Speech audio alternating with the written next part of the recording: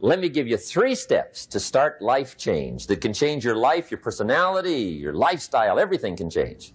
Here's the steps. Number 1, find out how things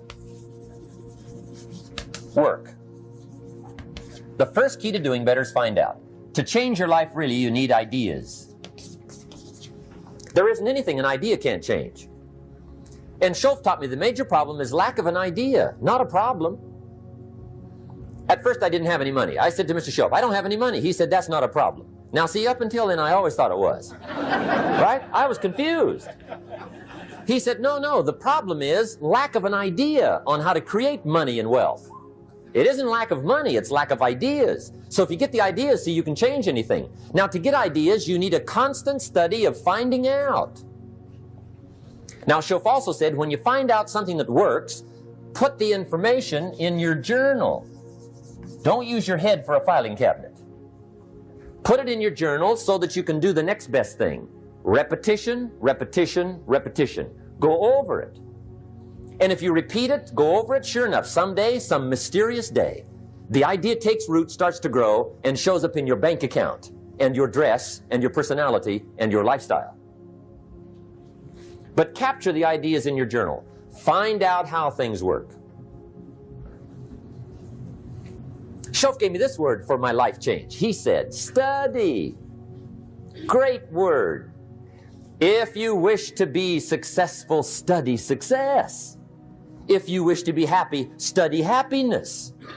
If you wish to be wealthy, study wealth. Don't leave it to chance. Make it a study. Some people just go through the day with their fingers crossed. See, that won't do it. You've got to study the things that can change your economic, social, spiritual, personal life. Now, here's a qualifying phrase. And we'll have several of these qualifying phrases throughout the seminar. Here's the first one. You may not be able to do all you find out. I understand that. You may not be able to do all you find out, but you should find out all you can do. See, you don't want to wind up at the end of your life and discover that you've lived only 1/10 of it. And the other 9/10 went down the drain. Not for lack of opportunity, for lack of information. So that's number 1, find out how things work. Now here's the best human virtue for finding out, curiosity. Make a note of that. Curiosity. Be curious.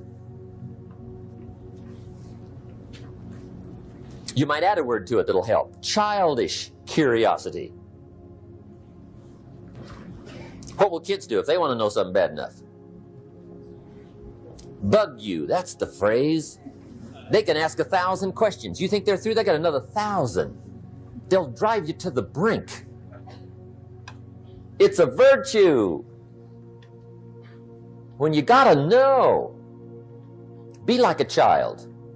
In fact, Jesus, the master teacher, said, unless you can become like little children, you might as well forget it. You don't have a prayer.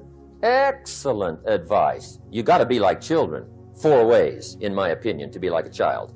Number 1 is curiosity. Number 2 is excitement. Get excited like a child over your ability to make yourself do anything for change. 3rd is faith.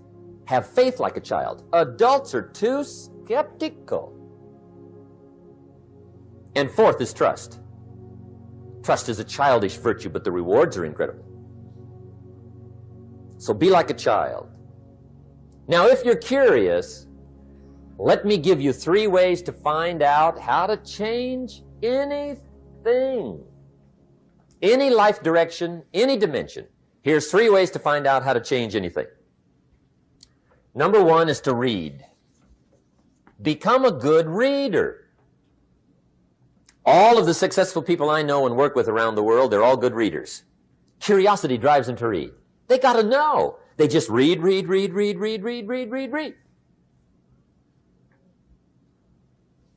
Become a good reader. Now, that's my opinion. Listen to the other lecturers and listen to me and make up your own mind. Don't be a follower. Be a student. Okay? I say, really, for life change, you got to read. One way to learn is from your own experiences. But another way to learn is from other people's experiences. See, one book might save you 5 years if you read it. Did you know there's books on how to be stronger, more decisive, be a speaker, be a leader, have a better effect on other people, develop your personality? Did you know there's books on that? And people don't read them? How would you explain that? And they can read. Did you know that hundreds of successful people have written their stories in books and they wrote down how they did it and people don't read it? How would you explain that? The guy's busy, I guess. You know, you get tied up. The guy says, well, yeah, you work where I work. By the time you struggle home, it's late. You got to eat a bite of supper, watch a little TV, get to bed. You can't sit up half the night reading. And the guy's behind on his car payment. Good worker, hard worker, sincere. But you got to be better than sincere and work hard. Otherwise, at the end of your life, you'll wind up cold, stony broke. You got to be better than a good worker. You got to be a good reader. Get around successful people and listen. Now, you can also learn from unsuccessful people. Take notes on both, negative and positive. On the negative, the notes are called What Not to Do. And you got to learn what not to do as well as what to do. So learn from the negative as well as the positive. Okay? Find out what poor people read and don't read it. Right? That's good information. Learn from the negative. But now you can also learn from the positive. Get around successful people. Listen to what they say. Listen to how they say it. It's important. We've all got about 16 waking hours. Practice listening those 16 hours. And I say practice listening because listening isn't easy. I found out it's easier to talk than it is to listen. But if you will practice listening the 16 hours you're awake, sure enough, from surprising sources comes great ideas. In sales training we teach, if you want to learn sales, listen to the kids. Kids have got to be the master salespeople of all time. They have no equal. Father tells his young son, no, you cannot have an ice cream cone. 30 minutes later, he's licking on one. That'd be 30 minutes worth listening to. They got moves you wouldn't believe. Persistence runs deep like the ocean. And the kids never took a class on how to overcome objections. They already know how. They don't need classes. So listen and learn. Now, here's some of the best advice I've got for the whole evening. It won't get any better than this. This is it. Poor people ought to take rich people out to dinner and listen. That's some of the best I got. If a guy's not doing well, one of the first things he ought to do is find a guy that is doing well and offer to buy him his dinner. Spend $50, $60, $80, $100. Go for the full 9 course. Start him on the juices and hors d'oeuvres. Get him started talking. The salad takes 15 minutes. Keep it rolling. Biggest steak in town takes 45. Keep it rolling. Pour on the dessert. Stretch that meal out about 2 hours. If you get a successful person to eat and talk for 2 hours, they're liable to drop ideas in your lap, change your life. Multiply your income by 2, by 3, by 5. But you're right. Poor people don't usually take rich people out to dinner. That's the problem. The guy said he's rich, let him buy his own dinner. I'm not coming up with any money. And he says, besides, you work where I work. By the time you struggle home, it's late. You're lucky to get your own supper, let alone running around trying to find a rich man to feed. And the guy's behind on his house payment. Good worker, hard worker, sincere. But you got to be better than sincere. Work hard.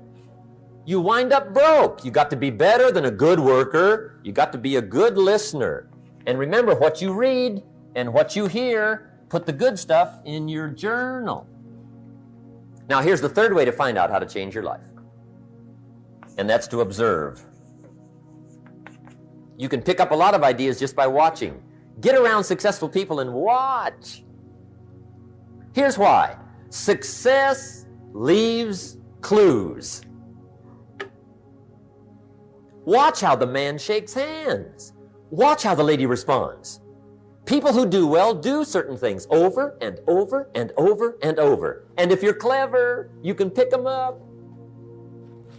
Watch it all. If a guy's making $10,000 a month, I'd watch how he walks. Maybe that's it. Copy his funny little walk.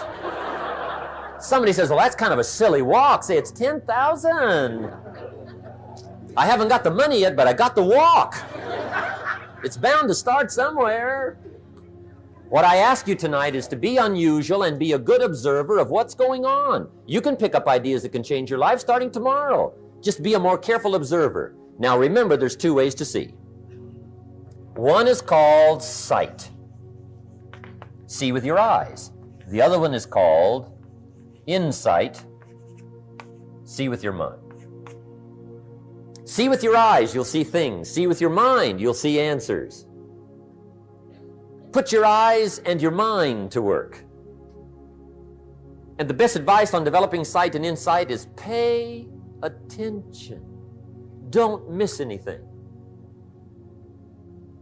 In the weekend seminar we teach, one of the greatest fatalities to success is preoccupation, lack of concentration.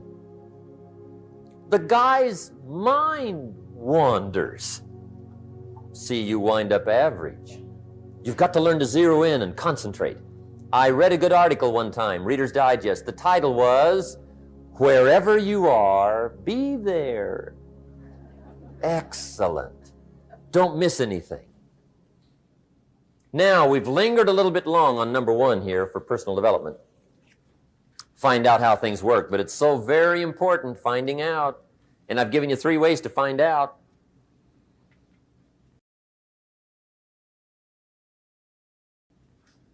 Now, here's the second step to personal development. Okay, number 1 was find out how things work. Here's number 2, go to work.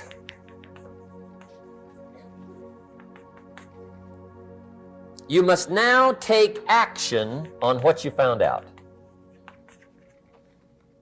In doing business around the world, we call it game plan. Put together your game plan.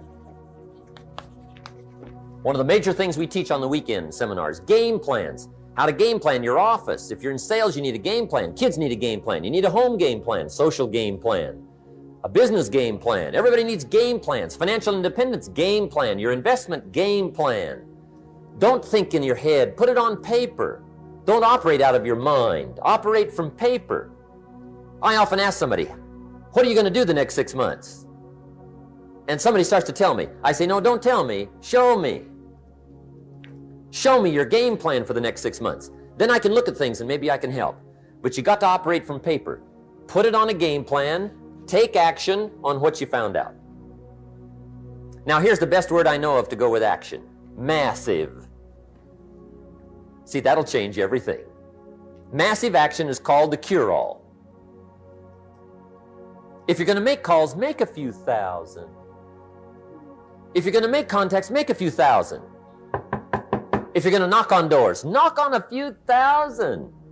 See, that'll change everything. Here's the language of the poor.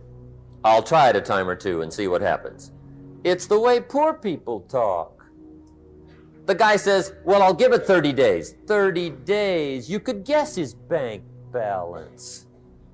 You've got to have a better game plan. So here's one of the major things to do starting tomorrow. Take a look at your game plan. If it isn't loaded with massive action, change it tomorrow. The formula really works like this. Pick up a good idea, take heavy action. Pick up a couple of good ideas, take heavy action. That's the formula for success. Heavy action.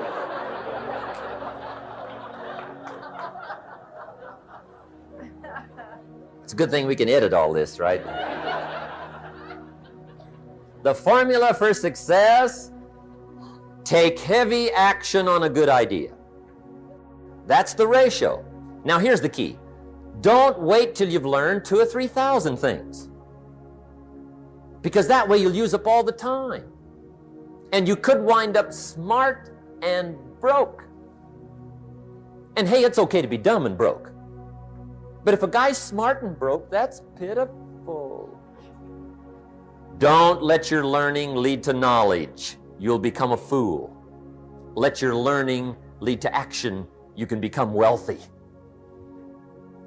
And there's many kinds of wealth. I understand that. Not just money. Money's one of the least of all values. I know some people with a lot of money that are very poor. Evita sings, "As for fortune and as for fame, they are illusions. They're not the solutions they promised to be."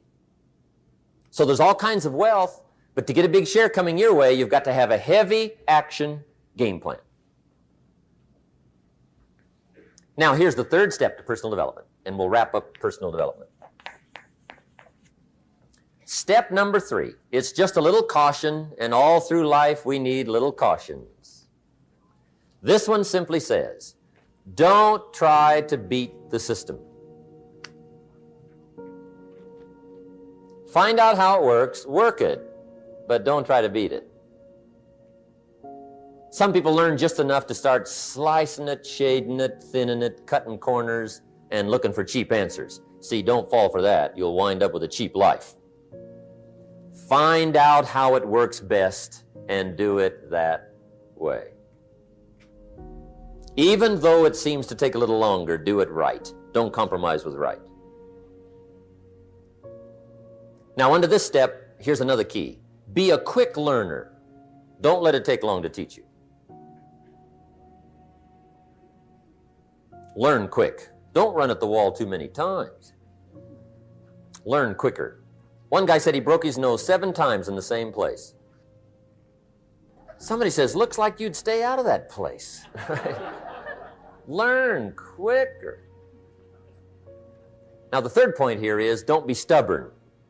See, some people won't change even when a better way comes. They say, well, I've been doing it this way 30 years. Hey, be ready for change. If it's a better way, go for it. But don't try to beat it.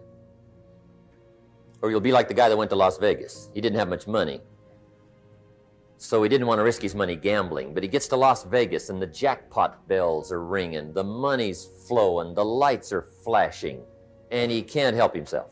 He's got to gamble. But instead of gambling with his cash, he decides to play the mental gambling game. And the brilliant scheme he worked out goes like this. He'd pick a number like number 3. Mentally, he would bet a certain amount of money on the number.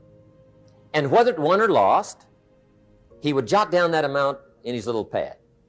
I would have won $5 if I'd have made that bet, just to keep track of it, win or lose. That way, come midnight, he can calculate how he's doing, win or loser, how much, only not his money. Keep his money. Just play this mental gambling game. So here he is around the gambling table, everybody else shelling out their hard-earned cash. He's got this brilliant scheme. Instead of betting with his money, he's betting with his mind, and he lost his mind. Which means don't try to beat the system, I guess.